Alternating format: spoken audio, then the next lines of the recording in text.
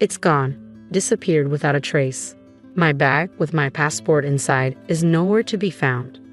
Frantically searching, I felt the disapproving gaze of my mother-in-law, Olivia, accompanied by a sardonic smile. "You brought this upon yourself," she sneered. "A foolish wife like you, struck by divine retribution. We're leaving for America soon. Consider this our farewell." Her laughter echoed mockingly through the room. In that moment, I realized my mistake in trusting Olivia with my belongings. Her betrayal plunged me into a sense of helplessness. I am Madison, 30 years old, married to Mark for 3 years. Though we haven't yet started a family, we've built a happy life in a town near Mark's parents' home. Even after marriage, I juggled the responsibilities of a career and household, striving to balance both with dedication. It had been 5 years since my father-in-law passed away. Olivia, living alone now, frequently visited our house to criticize my housekeeping, which had become a significant source of stress. "Why don't you quit your job as a working mother? Your work isn't that important anyway. You can't manage properly, and your housekeeping is mediocre. Mark deserves better support," she would often say, running a finger along our floors. "There's so much dust here, it's disgusting," she'd add with a dramatic sigh. I'll admit I'm not the best at housework, but being accused of neglecting dusting felt unjust. I cleaned diligently every morning before work and cooked with our health in mind. Yet Olivia seemed to say whatever she pleased. Belittling me seemed to be her way of relieving stress. Every day became a struggle. Then, out of the blue, Olivia proposed a family trip, inviting us and Mark's sister's family along. Emma, my sister-in-law, was as mild-mannered as Mark, and we often enjoyed each other's company at our homes. However, the thought of traveling with Olivia made me uneasy. I had often confided in Mark about Olivia's cutting remarks, so when I expressed my reservations about the trip, he offered an optimistic perspective. "Mom wants to join us. Maybe she's trying to create positive memories with you. It could be a chance to bridge the gap and build a more open relationship," Mark suggested with a hopeful smile. "You're right, it's our first trip together. Perhaps we'll make wonderful memories and break down barriers." I agreed, buoyed by Mark's encouragement. Olivia took charge of all the planning, from choosing the destination to mapping out the itinerary, leaving us to fit our schedules around hers. "I wonder where Mom has in mind. Hopefully, it's not too pricey," Mark remarked casually. She mentioned Australia in her email. I sighed, my apprehensions confirmed. Olivia had picked an extravagant international destination without considering our financial circumstances. "Well, we can't change it now. Mom picked it, so let's go along with her choice this time," Mark reasoned. Understanding his sentiment, I managed to finance the trip from our savings. Mark, Emma's husband, and I synchronized our vacations with the trip, and soon we were ready to depart. We safely arrived in Australia on the scheduled day. Time flew as we immersed ourselves in the breathtaking natural landscapes and savored delicious cuisine. Before we knew it, it was time to head back home. "It was such an amazing trip. I even got quite a tan," Olivia exclaimed cheerfully, still enthusiastic even at the airport. "Yes, it was truly fantastic and enjoyable," I replied, trying to match her excitement. However, I couldn't shake a lingering disappointment. "What's bothering you? You seem a bit down," Mark asked, noticing my expression.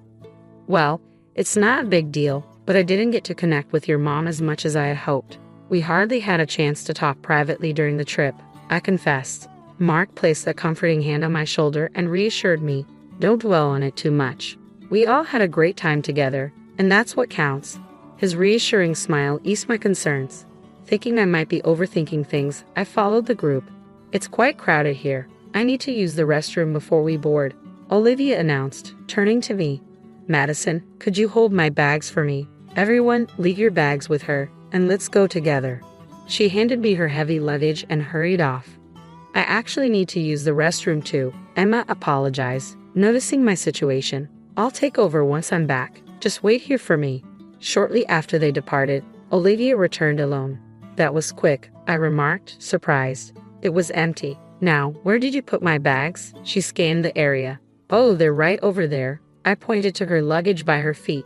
"Why is my expensive bag on the floor? I gave it to you so it wouldn't be set down." "How could you be so careless?" She retrieved it and held it protectively, though it was cumbersome, especially since I was still holding everyone else's bags as well. Olivia interrupted sharply. "Enough. You're so thoughtless. Why don't you go to the restroom as well? I'll graciously keep an eye on your bags. Just leave them on the floor. Your inexpensive bag will be fine, she stated arrogantly. Thank you. I'll be quick, I replied, placing my bag on the ground and heading towards the restroom. To my dismay, there was a long line when I arrived. Emma emerged shortly after. What about the bags, Madison? She asked anxiously. I left them with Mark's mom so I could use the restroom, but it's really crowded in there. This might take a while, I explained, feeling uncertain despite Olivia's assurance that it was empty. After what felt like an eternity, I finally returned. Emma was waiting for me. I didn't want to risk getting lost, so I waited for you, she said, empathizing with my predicament as she often struggled with directions. When we returned to where we left Olivia, she stood alone, and the men were nowhere in sight. Thanks for keeping an eye on the bags, I said, scanning the area. Strangely, my bag was nowhere to be found. I'm certain I left it right here. I checked all the bags, but mine is the only one missing, I exclaimed anxiously. My bag's gone. You were here the whole time, right? I turned to Olivia, my voice trembling with panic. Your bag? I don't know. Maybe it was never here, Olivia responded coldly, sending a wave of despair through me. No, I know I left it here, right in front of you, I insisted, feeling a sense of betrayal. I didn't see anything. Don't blame me, Olivia retorted dismissively. I placed it there because you asked me to. What should I do? My passport was in that bag. I cried out in distress, my mind racing. Olivia sneered at me, her smile dripping with sarcasm. Maybe this is karma for how you treated my bag, tossing it on the floor. A lousy wife like you deserves to suffer the consequences and stay behind in America. I don't have time to deal with this. You're on your own. We're leaving without you, she declared callously. Goodbye, Olivia laughed mockingly, filling me with anger at her callous words. This wasn't just my problem. My bag held everyone's passports. Without it, none of us could return to America. Olivia's expression froze in disbelief. What? Why do you have everyone's passports? She grabbed my arm, her voice rising in alarm. Emma, who had been listening intently, stepped in to clarify. We were concerned about losing them with all the luggage, so Mark took charge of them. You might have forgotten because you were busy, Mom, Emma explained gently. Olivia reacted sharply. Is that so? I must have been distracted and forgot. But why were the passports with you and not Mark? That's odd, she accused, her tone accusatory. Mark had too much to carry, so I've been holding on to them since we left the hotel, I explained calmly. Olivia's temples pulsed visibly as she exclaimed, Why did you mention something so important? I had no idea your bag contained everyone's passports. I would have kept a closer watch if I had known. I struggled to believe her words. What do you mean? You took your eyes off my bag earlier. If you didn't know about the passports, was my bag stolen? Emma, looking pale and alarmed, confronted Olivia. Mom, please explain. Was Madison's bag really stolen? I have no idea if it was stolen. It was simply gone when I noticed, Olivia retorted coldly, stating with her arms crossed, unapologetic. I can't believe this. It's so irresponsible. Just then, Mark and the others returned, noticing our distressed expressions. What's wrong? Is everything okay? Mark asked, his concern evident. I quickly recounted the situation, and Mark sighed deeply, casting a disappointed glance at Olivia. This is serious. We need to search for the bag immediately. Mark and I shared a confirming glance. I left it right here, Olivia. You specifically asked me to place it here. I gestured towards the corner where all our luggage had been placed. It only took us about 15 minutes to return from the restroom. It must have been taken during that brief window. Olivia, where were you? I asked, noticing her arms crossed defensively. I was right here the whole time, keeping an eye on the bags, Olivia replied firmly. I wouldn't have wandered off, especially with everyone's important luggage. But your bag was on the edge, out of my direct line of sight. I'm only human. I can't be perfect, Olivia said, turning away. Let's file a theft report and check the surveillance cameras. The thief might still be nearby. We should act fast. Mark began to approach airport personnel, but Olivia grabbed his arm. Hold on a moment. Filing a theft report seems extreme. It would be more practical and faster to get the passports reissued, Mark said, shaking off her grip. We'll still need a police report for passport security, then we can proceed to reissue them at the embassy. Checking the surveillance footage could also help us recover the bag, Emma interjected, aligning with Mark's plan. That's right, Mark. We should move quickly, Olivia countered defensively. This is all her fault. She should take charge of finding the thief herself. Police involvement is unnecessary when she can handle it. She grew increasingly furious, launching into a tirade. Emma swiftly interjected, That's not fair. Madison didn't cause this. Mom, you should admit you didn't watch the bags properly. Don't blame her. Emma spoke up on my behalf, voicing what I had wanted to say to Olivia. Mark, showing his support, placed a reassuring hand on my shoulder. Madison won't be searching alone, Mom. Why are you so against filing a theft report? Olivia appeared unsettled. It's not that. I've never dealt with the police before, so I'm hesitant. I'd rather handle it ourselves if possible. All right, I'll join in the search too. Let's split up and look around, Olivia asserted, attempting to redirect the conversation towards finding the thief. Just then, a young man approached Olivia. Ah, there you are. I've been looking for you, he exclaimed. I found this bag and thought you might be in trouble after leaving it behind. I'm glad I caught you. Your trip could have been ruined. He handed over my bag, bringing relief to the tense situation. Where did you find this bag? I asked him, taken aback. The lady left it on a table in the lounge over there.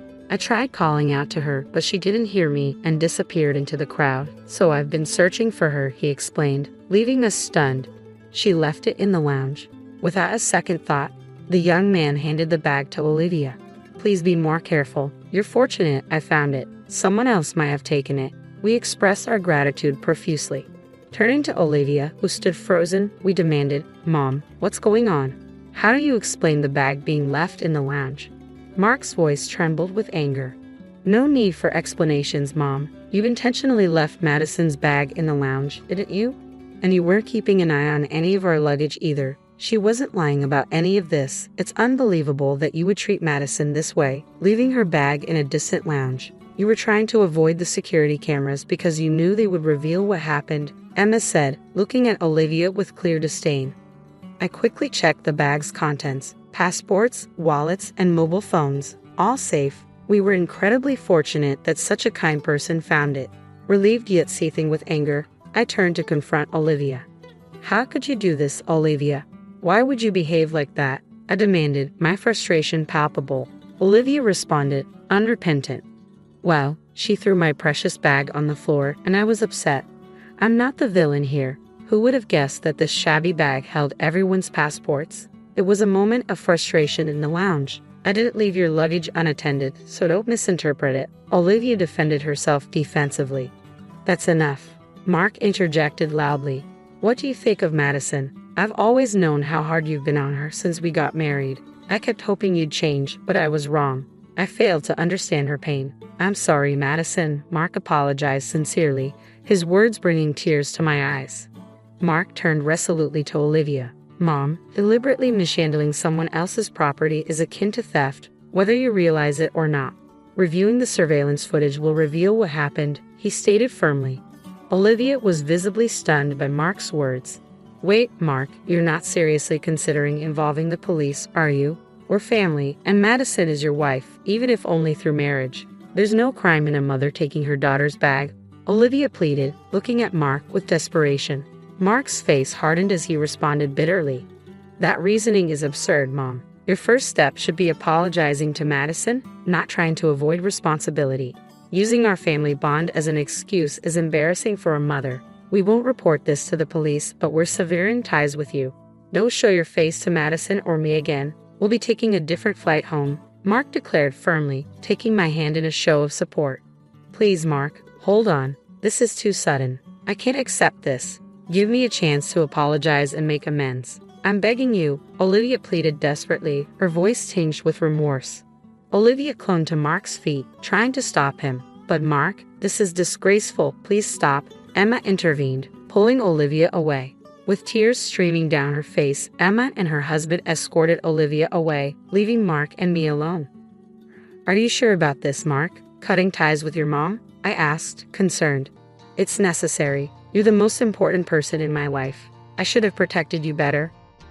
He replied, embracing me warmly. We managed to book a different flight home, returning to our normal lives without Olivia. Emma also decided to distance herself from her mother. We moved far away from Mark's family home, completely severing ties with Olivia. It seemed Emma had also chosen to keep her distance. 6 months after our trip to Australia, I discovered I was pregnant. Olivia would never know or meet this child. In our peaceful new town, free from Olivia's influence, we look forward to our future. My only wish is for Mark, our baby, and me to live happily together. Please wake up, I whispered, gazing at my husband's serene face as he lay in his casket. His peaceful expression almost fooled me into thinking he was merely asleep, ready to stir at any moment. Well, off I go, his cheerful voice echoed in my mind, bidding farewell to me and our daughter before embarking on his business trip just 2 days prior. Little did I know it would be the last time I hear his voice. His sudden departure from this world by his own hand left me in disbelief. No matter how desperately I called out to him, he remained silent, his once warm presence now as cold as ice. As I struggled to come to terms with the grim reality, something caught my eye, a solitary photograph resting on his chest. It was a family picture, but one I didn't recall placing there. Who could have placed it, and why? Intrigued and unnerved, I picked up the photo, turning it over to find a chilling message scrawled on the back. "Run away now." A shiver ran down my spine as I turned to find my mother-in-law's cold gaze fixed upon me. In that moment, I realized I had unwittingly stumbled into a nightmare from which there was no easy escape. I'm Bella, 32 years old, and my journey through life has been marked by both tragedy and love. Losing both my parents in a car accident while I was still in college left me feeling utterly alone in the world. The weight of grief seemed insurmountable. Fortunately, John, my boyfriend at the time, became my pillar of support.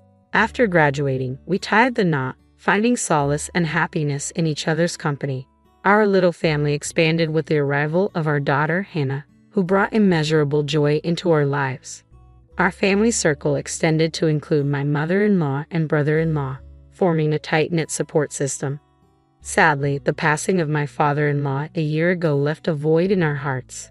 His sudden demise, attributed to what was initially termed an illness but revealed to be a fatal heart attack, shook us all profoundly. Despite the loss, financial worries never haunted us, thanks to the prosperous business my in-laws managed. Originally, my father-in-law had envisioned his capable and compassionate younger brother taking the reins as CEO. However, fate intervened, claiming him before his plans could materialize.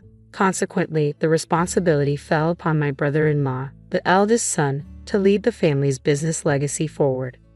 Dad wanted me to take over, but I couldn't possibly do that over my older brother. "I'll support him." My husband's reverence for his brother ran deep, leading him to gracefully step aside from the CEO position. His respect for family hierarchy was unwavering. My brother-in-law, in turn, displayed a genuine kindness towards me, often engaging in friendly conversations. While our bond blossomed, my interactions with my mother-in-law were marked by a noticeable strain. Initially, my mother-in-law extended warmth towards me, even bonding over cooking sessions, expressing how much she cherished our time together. Her affectionate gestures painted a picture of familial harmony. However, with my father-in-law's passing, a frosty silence enveloped her demeanor. Both my husband and I felt the chill of her withdrawal, her once warm gaze now evading ours. Even our daughter, Hannah, accustomed to adoration as the first grandchild, faced her grandmother's icy reception, met with disapproving glances and curt responses. "She used to be such a sweet person before," my husband lamented, his disappointment palpable. Witnessing his distress, my heart ached with sympathy. "Something seems off about Mom," my husband voiced his concerns, furrowing his brows in deep contemplation. "She's glaring at me as if I'm her enemy. Could she think we're after her assets? Or maybe she's unwell?" Despite his introspection, he couldn't pinpoint a plausible explanation for her sudden change in demeanor. The shift first became apparent during my father-in-law's one-week memorial service. Exhausted from the solemn proceedings, we sought respite at her home. However, our tranquility was shattered when we awoke to find our bag of clothes missing from the room. Could it be a burglary? I pondered aloud, but the selective disappearance of our belongings cast doubt on that theory. As we scoured the house, a plume of smoke billowed from the backyard, drawing our attention. To our disbelief, we discovered our possessions ablaze, and there stood my mother-in-law. "Mom, did you do this?" we implored, seeking an explanation for her inexplicable actions. But she remained silent, her wide-eyed gaze and trembling hands betraying her fear. "Why, Mom? What have we done to deserve this hostility?" We pleaded for answers, but her lips remained sealed, leaving us grappling with uncertainty and confusion. Despite her stoic silence, John extended a hand of understanding to his mother, his voice laced with gentle reassurance. "You're not worried about us going after your assets, are you? I'm not interested in your possessions. Please believe me, mother-in-law. We only want what's best for you." However, our pleas fell on deaf ears as mother-in-law icily commanded, "Leave, both of you, and don't return." With heavy hearts, we departed, our once close bond with her fractured, reduced to mere remnants of what it once was. For the past year, we maintained a distant relationship. Our attempts at reconciliation met with resistance from mother-in-law's unwavering animosity. Then, out of the blue, a message from my brother-in-law beckoned us to the first anniversary memorial service for my father-in-law. Despite mother-in-law's continued coldness, we decided to attend, hoping for a glimpse of reconciliation. Yet her aloofness persisted, serving as a painful reminder of the chasm that now separated us. Witnessing John's contemplative expression amid the familial discord, I couldn't help but wonder about the thoughts brewing in his mind. "What's on your mind, John? Are you concerned about your mother?" I inquired softly, sensing the weight of his thoughts. With a gentle touch, John reassured me, "Don't worry, Bella. If there's anything troubling you, just let me know." His tender gesture, brushing away my worries, brought a sense of calm to my troubled heart. His comforting presence was a balm to my anxieties. A month passed, filled with the familiar routines of family life. As John prepared for another business trip, his cheerful demeanor lifted our spirits. However, his sudden return caught me off guard. With a small charm in hand, he bestowed upon me a gesture of protection. His smile, warm and reassuring, filled me with gratitude for the love we shared. Yet the tranquility was shattered by a harrowing turn of events. The next day brought the shocking news of John's untimely death. His lifeless body was discovered in his car on a remote mountain road near my parents' home in Colorado. The circumstances surrounding his demise puzzled and devastated me. Contrary to his claims of a business trip, there were no scheduled engagements. Instead, his final moments were marked by a heart-wrenching call to my brother-in-law, confessing unbearable pain and a desire to end his suffering. The revelation left me reeling with guilt and confusion. I blamed myself for failing to recognize his anguish, grappling with unanswered questions and an overwhelming sense of loss. Beside his lifeless form, I felt my strength waning, but my brother-in-law's steadfast support steadied me in the face of despair. "Stay," he urged, his presence a beacon of solace in the darkness of grief.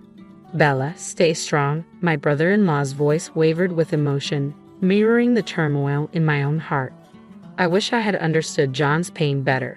Why did this happen? The weight of sorrow bore down on me, compounded by Hannah's tears as she clung to me for solace. Meanwhile, my mother-in-law's stoic glare offered no comfort, her expression devoid of tears.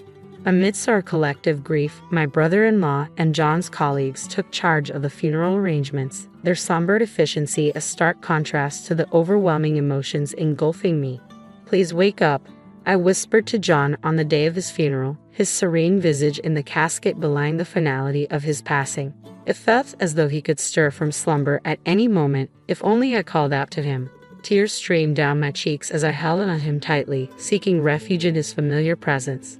In the midst of my sorrow, a glimmer of curiosity stirred within me as I noticed a lone photograph resting on John's chest. Who had placed it there, and what significance did it hold in this moment of profound loss? Intrigued, I lifted the photograph, only to find John's face marred by ruthless slashes from a cutter. My heart quickened as I read the ominous message scrawled on the back. "Run away now." Questions swirled in my mind. Who was the intended recipient of this chilling warning? As a shiver ran down my spine, I turned to find my mother-in-law's icy stare fixed upon me, her gaze piercing through me with unnerving intensity. Could she be involved? The tension thickened as she hastily looked away upon meeting my gaze, sparking a surge of suspicion within me. Discreetly, I slipped the photograph into the pocket of my dress, determined to unravel the mystery. In the aftermath of the funeral, amidst the quietude that followed, my thoughts kept returning to the cryptic message on the photograph. Though the sender remained elusive, the initials yes hinted at a possible connection. The only "sis" I could think of was Scarlett, my mother-in-law. Doubts gnawed at me, challenging the narrative of John's untimely demise. Desperate for answers, I resolved to confront my mother-in-law, bracing myself for the confrontation ahead. As I stepped into her home, my mother-in-law's demeanor remained as frosty as ever. With my brother-in-law absent at work, it was just the two of us in the solemn silence. "What brings you here all of a sudden?" she inquired, her tone guarded. "I was hoping to uncover some insights into John's passing. Perhaps there's a clue here in his childhood home," I replied, my words tinged with uncertainty. Lacking the courage to confront her directly, I found myself fabricating a reason for my visit. Searching for a distraction, my gaze wandered to the towering bookshelf dominating the living room. A testament to the family's love for literature, it housed not only novels but also encyclopedias and dictionaries. Among them, I spotted a few volumes from John's student days, evoking a wave of nostalgia. Curiosity getting the better of me, I reached for a couple of books, each adorned with a stamped initial indicating ownership. Beside John's J was a small, endearing image of a cuddling cat. The sight warmed my heart, a reminder of his gentle nature that always brought a smile to my face. As I perused the books, I couldn't shake off the palpable weight of my mother-in-law's gaze boring into my back. Amidst the sea of familiar titles, one book stood out, still clad in its cover. As I gingerly opened it, I discovered a tome on poisonous plants, its pages adorned with numerous post-it notes. My heart skipped a beat as I stumbled upon a note detailing the very poison that claimed my husband's life. The book bore a stamp of ownership, a damning piece of evidence that left me reeling. Summoning all my courage, I turned to my mother-in-law, brandishing the book before her. Her stoic facade crumbled as tears streamed down her face. "I'm the one responsible. Please forgive me," she choked out amidst sobs. The revelation sent shockwaves through me, but there was no time for hesitation. "We need to inform the authorities," I insisted, my voice trembling with urgency. With a heavy heart, I relayed the truth to the police. As I grappled with the gravity of the situation, my brother-in-law arrived home, oblivious to the turmoil that had unfolded. Concern etched upon his features, he questioned the somber atmosphere, his eyes darting between me and my tearful mother-in-law. "What's happened? Why is Bella here? Please tell me," he implored, his voice laced with apprehension. I wanted to talk to my mother-in-law about my husband," I stammered, my words faltering as I struggled to find the right way to broach the subject. Understanding washed over my brother-in-law's face as he listened. "Losing him must have been incredibly difficult for you. Are you feeling any better now, Bella?" he inquired gently, his concern palpable. Unable to meet his gaze, I hesitated, grappling with the weight of unspoken truths. Before I could utter a word, my brother-in-law's unexpected confession caught me off guard. "I know this isn't the time, but I've always harbored feelings for you, Bella. And Hannah, she's just so precious to me. Would you ever consider giving us a chance, starting in you?" His words hung in the air, surprising me with their sincerity. I never imagined my brother-in-law harboring such feelings. "Thank you, but I can't even fathom such thoughts right now," I replied, my voice tinged with gratitude and regret. Understanding flickered in his eyes as he accepted my response. Awkwardly scratching his head, he took the photograph from my outstretched hand. "I'm sorry," he murmured, his gaze falling upon the image of my husband's battered face and the ominous message scrawled on its reverse. As the reality of the photograph's contents sank in, my brother-in-law's complexion paled, a gasp escaping his lips. This was inside John's coffin. Who could have done such a thing? His shock mirrored my own as we grappled with the sinister implications of the discovery. "It's possible that someone at the funeral knows what happened to John," I mused aloud, the pieces of the puzzle slowly coming together in my mind. "Wait a moment. John took his own life, so there's no perpetrator to speak of," I reasoned, trying to quell the rising unease. However, my brother-in-law appeared perplexed, his agitation palpable as he shifted uneasily. But in my dreams, John's voice echoes, accusing someone of betrayal and expressing hatred. I divulged, watching as his eyes widened in shock, his features contorting with alarm as if confronted with a horrifying revelation. "And I found this," I continued, retrieving the damning evidence from the living room bookshelf. As I handed him the book on poisonous plants with incriminating notes, his expression morphed into one of profound concern, realizing the gravity of the situation. I presented the book on poisonous plants that I had discovered earlier, pointing out the bookplate bearing my brother-in-law's name, indicated by the stamped letter K. "What are you insinuating? Are you suggesting that I murdered my own brother?"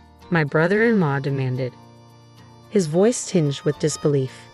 Instead of answering, I pressed on with my revelation.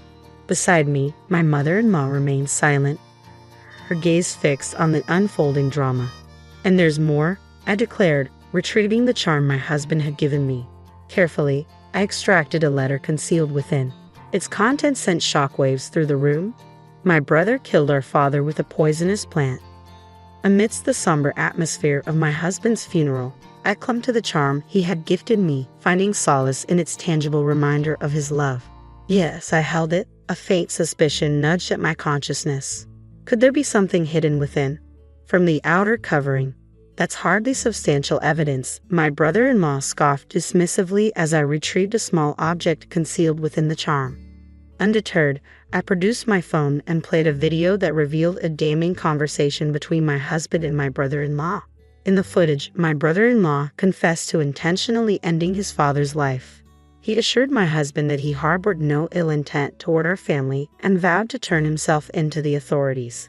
It was a shocking revelation that left me reeling with a mixture of regret and fury. My husband, in an act of foresight, had clandestinely recorded the conversation by setting up a camera in their parents' house, a fact detailed in the accompanying letter. As I absorbed the gravity of the situation, my heart burned with a potent blend of emotions. "You admitted your crime to my husband, then urged him to turn you in, only to take his life with the same poisonous plant, didn't you?" I confronted my brother-in-law, the weight of betrayal heavy in my voice. "John trusted you until the very end. Why would you commit such a heinous act?" As I pressed him for answers, my brother-in-law's demeanor shifted, his once gentle countenance contorting into a terrifying visage as he clicked his tongue in frustration, his eyes flashing with anger. In that tense moment, my mother-in-law's anguish erupted into tears, her sobs filling the room. "Why? How could you do something so cruel?" she cried out, her confession echoing the painful truth of her complicity. It dawned on me then, the origins of this tragedy rooted in the bond between the brothers. Despite their closeness in childhood, envy and resentment had poisoned my brother-in-law's heart over time, leading to a series of petty pranks aimed at undermining his talented younger sibling John. My in-laws had always maintained strict discipline with my brother-in-law, aware of his penchant for mischief. Despite this, John never harbored any resentment towards his brother, instead choosing to admire and support him. This unwavering loyalty only deepened my mother-in-law's sense of dismay. Following my father-in-law's sudden demise while tidying the bookshelf, my mother-in-law stumbled upon a book detailing poisonous plants. Despite the diagnosis of a heart attack, John had never displayed any prior heart issues during his medical checkups, leaving me with a lingering sense of unease. It was then that I noticed a bookmark nestled within the book, detailing the exact symptoms my husband had experienced before his passing, a revelation that sent shockwaves through me. Even more alarming was my brother-in-law's intense fascination with the book on poisonous plants, a detail that did not escape my notice. To add to the growing list of unsettling discoveries, my mother-in-law unearthed a photograph of John's disfigured face hidden within the pages of the book, further deepening the mystery surrounding his untimely demise. Despite her suspicions, my mother-in-law hesitated to confront my brother-in-law without concrete evidence, knowing he would likely deny any wrongdoing. At my father-in-law's memorial service, during our visit to the family home, my mother-in-law was visibly shaken to discover my brother-in-law burning our belongings. Fearing for our safety, she chose to distance herself from us, her demeanor growing cold and distant. In a moment of desperation, she confided in me, her voice strained with anguish as she explained her actions. Her face etched with worry lines, I struggled to find the right words to comfort her. Even after we stopped visiting, she recounted, my brother-in-law's behavior grew increasingly ominous. He muttered to himself, "I have to do something about John," leaving me deeply concerned. I recounted how I had tried to warn my husband at his first memorial, using the photo phone in the book about poisonous plants as a covert means of communication. I had also whispered to John about the possibility that his brother Ken may have been responsible for their father's death. Unfortunately, it seemed our attempt to warn my husband had backfired. If he hadn't been aware, he might not have confronted my brother-in-law, and perhaps things wouldn't have escalated to this extent. My mother and I were overwhelmed with regret, each of us blaming ourselves for the unfolding tragedy. I struggled to find the right words to respond to her anguish. "It's all because our father refused to let me take over the company," my brother-in-law interjected bitterly, deflecting blame onto our deceased father. "But John always stood up for you, insisting that he couldn't become president by sidelining you." I couldn't contain my frustration. As if that matters. Both our father and John loved you. There was no need for you to resort to such drastic measures. "What's the point now?" I exclaimed, my voice tinged with a mixture of anger and despair. Defiantly, my brother-in-law dismissed our accusations with a chilling expression. "Blame the parents who favored my younger brother and the facade of the good son John. It's all your fault," he retorted, his words sending shivers down my spine. "You've taken away my beloved husband. I'll never forgive you." I seethed, my anger boiling over at my brother-in-law's callous actions. "Shut up. If you hadn't interfered, you could have been my wife," he spat back venomously, his words dripping with malice. Suddenly, he lunged at me with a knife he had concealed, the glint of metal sending the chill down my spine. Panicked, I screamed for help and attempted to flee, but he was relentless, swiftly closing the distance between us. With nowhere left to run, I found myself cornered, facing the sharp edge of the blade. Instinctively, I shut my eyes, racing for the worst. Then, a resounding thud echoed through the room as someone intervened to shield me from harm. To my astonishment, it was my mother-in-law. "Mother-in-law, are you hurt?" I gasped, seeing her grimace as blood trickled from her injured arm. "Ken, please stop this madness. Turn yourself in," she pleaded, her voice trembling with urgency. "Shut up, both of you. You're the ones who need to disappear," my brother-in-law snarled, his rage unabated. "Why would you go to such lengths, especially now that you've achieved your dream of becoming CEO?"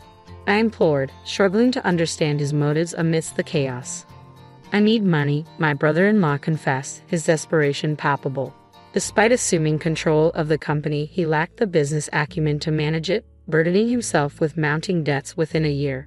In a desperate bid to alleviate his financial woes, he resorted to taking out a hefty life insurance policy on my husband, his younger brother. It's amusing, really.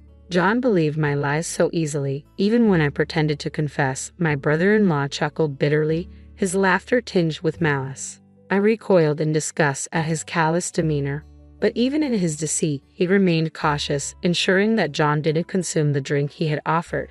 "A toast to our farewell," he sneered, his suspicions of poisonous herbs evident.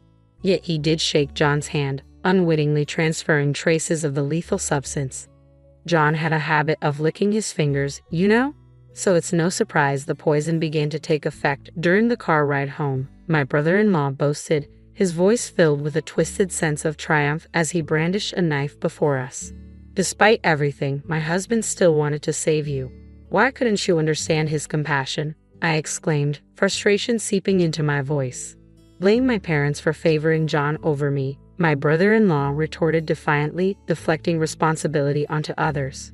As tension reached its peak, the arrival of the police brought an end to the harrowing ordeal. Despite their intervention, my brother-in-law continued to struggle until the very end.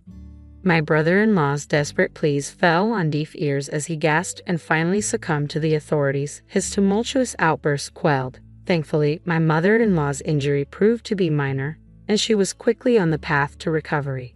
As my brother-in-law was escorted away by the police, it became clear that he harbored no remorse for his actions, leaving little doubt that he would face a lengthy sentence behind bars.